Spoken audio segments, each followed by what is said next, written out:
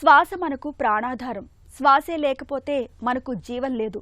శ్వాస లేకుండా, ఊపిరి తీయకుండా కొన్ని నిమిషాలు కూడా మనం ఉండలేం. ప్రాణవాయువు అందడం ఆలస్యం అవుతున్న కొద్దీ ఉక్కిరిబిక్కిరి అయిపోతాం. అందుకే ఊపిరితిత్తులకు అంతటి ప్రాధాన్యం. అయితే ఇంతటి కీలకమైన ఊపిరితిత్తులకు ఇవాళ లంగ్ క్యాన్సర్ రూపంలో పెను ప్రమాదం ముంచుకొస్తుంది. ఊపిరితిత్తుల్ని మెల్లమెల్లగా కబళిస్తూ చివరకు మన ప్రాణాలనే ప్రమాదంలోకి నెడుతుంది. ప్రత్యేకించి పురుషులకు లంగ్ క్యాన్సర్ అనేది శాపంగా మారుతుంది. ఈ నేపథ్యంలో ఊపిరికి ఉరి బిగించే లంగ్ క్యాన్సర్ను ముందుగానే పసిగట్టే పరీక్షల గురించి ఇప్పుడు తెలుసుకుందాం. లంగ్ క్యాన్సర్ ఊపిరితిత్తుల కణాలు విపరీతమైన స్థాయిలో పెరిగి ఊపిరితిత్తులను విధ్వంసం చేసే వ్యాధి ఇది. మనలోని అణువణువుకు ప్రాణవాయువును అందించే ఊపిరితిత్తుల్లో క్యాన్సర్ ఆనవాళ్లు అంత త్వరగా బయటపడవు.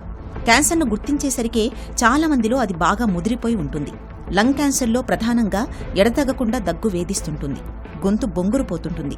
దగ్గుతున్నప్పుడు నోటి నుంచి తరచూ రక్తం పడుతుంటుంది. ఉన్నట్టుండి బరువు తగ్గిపోతుంటారు. ఆకలి కూడా తగ్గుతుంది. చూపు మందగిస్తుంటుంది. తరచూ జ్వరం వస్తుంటుంది. శ్వాసనాళాల్లో వాపు, నిమోనియా వంటి లక్షణాలు కనిపిస్తుంటాయి.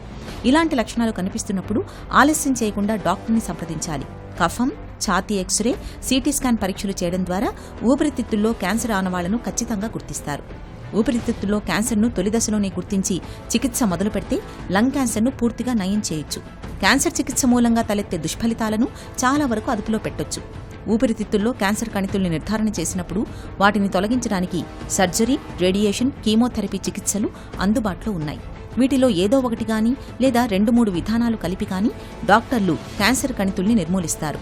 మన పాలిట మరణశాసనంగా పరిణమించే ప్రాణాంతకమైన లంగ్ క్యాన్సర్ను నివారించాలంటే అందుకు ధూమపానం అలవాటుకు దూరంగా ఉండడం ఒక్కటే మన ముందున్న మార్గం.